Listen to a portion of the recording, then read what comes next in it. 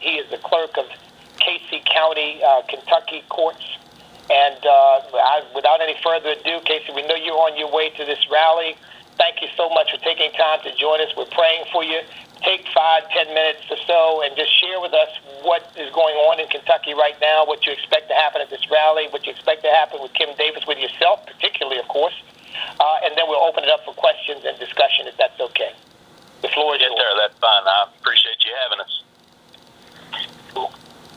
We are en route right now to the rally, and so if you hear road noise or whatever, I'm sorry about that. It's all right. It is a dire situation in Kentucky. There is a lady that is completely innocent of doing anything except for being a Christian that's sitting in a jail cell this morning, and I think that's appalling. I think it's pathetic that we've came to that point in our history. I would love for someone to answer me the question of what law that she's broken. Over and over again, people say, well, this is the law of the land. Well, the law of the land says that marriage is between one man and one woman. The Supreme Court merely said that our law was unconstitutional. And when I was in school learning in a social studies class, we were told there was 3 branches of government. And I think the title Supreme Court has possibly gone to some people's head and think that they're the supreme beings. But I serve a God today that is supreme, and his law specifically says that marriage is between one man and one woman, and that's the law that I intend to follow after. Well, Casey, tell me something. What do you expect to happen to you? You're doing that. You're the clerk of the Casey County Court. Yes. Have you not been attacked by the ACLU or anybody else as yet? Do you expect that to happen? The ACLU has, in my home county, they have advertised and to get people to come, and so they can sue me. I've not had anyone from my home county yet. Hopefully I don't. I live in a small community. We all know each other. I grew up with a lot of these folks. I've known them all my life. They've known me. I've never mistreated them. They've never me. We've been friends, and I want to remain that way. There's people from different counties, different states that have they've called and they've cursed me and called me all these names, and they've threatened my family, threatened me, and all these things that is unreal. The language and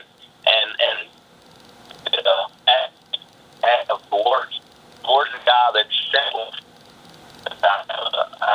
There's an idea that.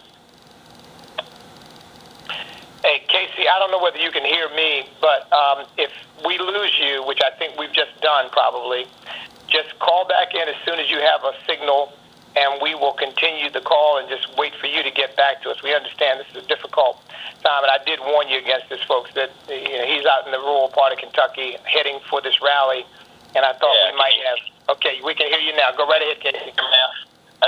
That's fine. I am on the road, and but like I said, there is a solution to this, and it can be done peaceably.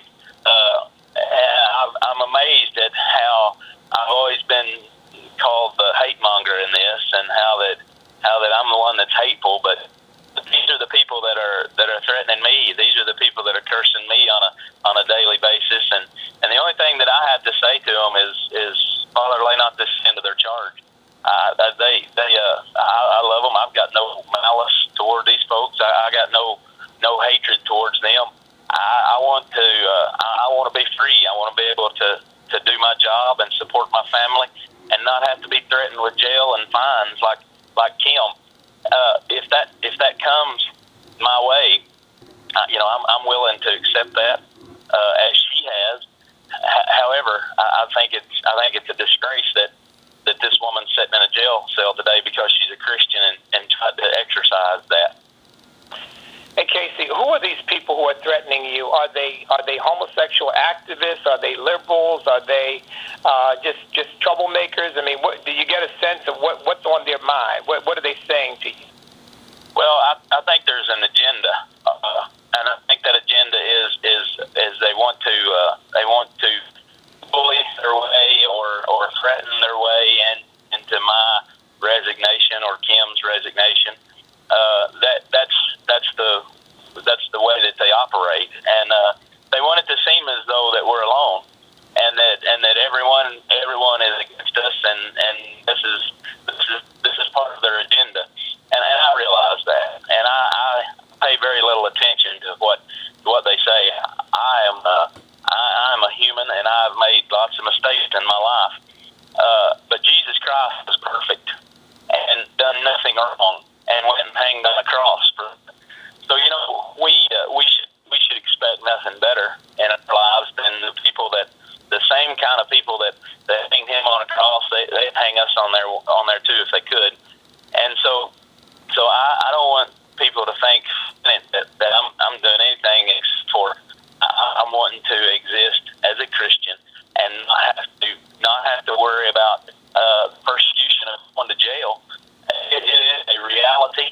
I've been telling people this for months and weeks, and even rode a bicycle from one side of the state to the other, trying to tell people how important it is that we are aware that there's an innocent lady fixing to go to jail, and it seems like that a lot of people they either don't care or they didn't think that it was that real, but it is that real, and it is happening. And we as Christians need to rip the tape off our mouths and let some of these people hear that we do have a voice, and there are still people out here that believe in the Lord Jesus Christ and believe.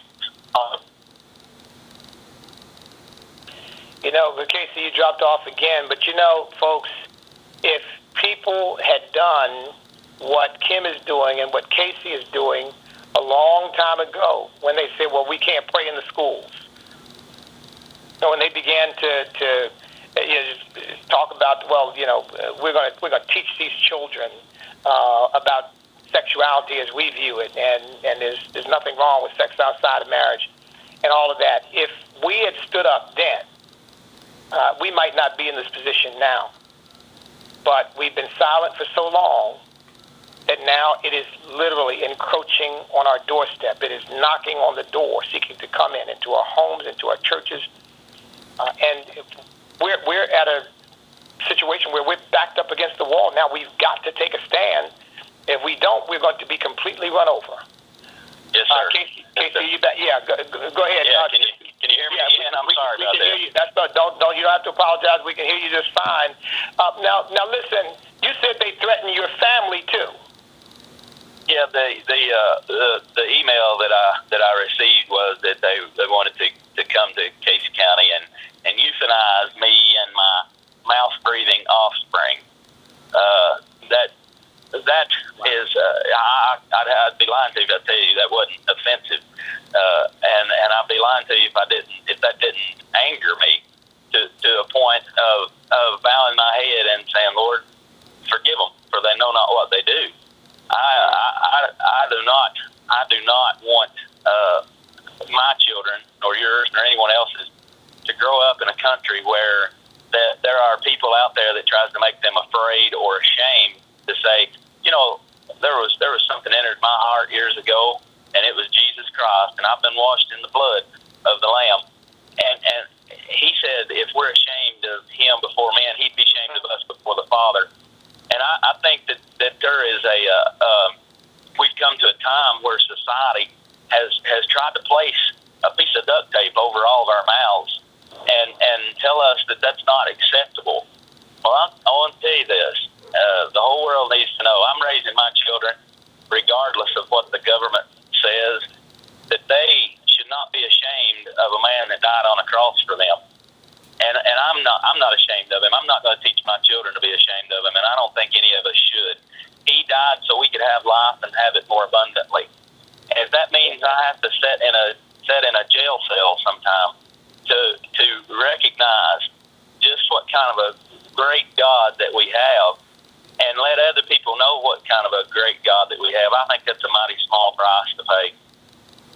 Well, Casey, it's unusual for it to be happening here in America, but it's not unusual for Christianity, because throughout our history, Christians have been persecuted for standing up for righteousness and for our faith in Jesus Christ and His Word. And now it has come to America. And American Christians are going to have to, now we're going to have to wake up. Are the pastors in Kentucky? Now, we've got a national vice president there. His name is Pastor Cecil Bly. He was at the rally with me where you and I met. Are the pastors in Kentucky standing up? Are they finally realizing this stuff is going to destroy them, their own members, if they don't begin to stand up and fight? What's happening with that? For the most part, yes, sir. They are. There's statements been made, and I believe it to be true. The apostate church is showing itself. The real church is showing itself as well. There is a difference. The folks that want to, and that's not being judgmental. It's just calling a tree by the fruit that it bears. Anyone that would go to a house of worship that would agree that this kind of sin, or any kind of sin, as far as that goes, is acceptable in the eyes of God, and we're just going to turn our head and change the words around to make it fit what we want it to say. There's something wrong with that. And the Word of God is true, and it's given for inspiration. And God ordained His Word so that you and I would have a roadmap to heaven. And so there are people that believe that this is something that's hateful, and we should just stand aside and let this happen in our churches and in our land. I don't believe that. I believe that what we need to do is stand for God. And I think all through the Bible, when there was this kind of acts going on, men and women of God had to stand and say, look, this is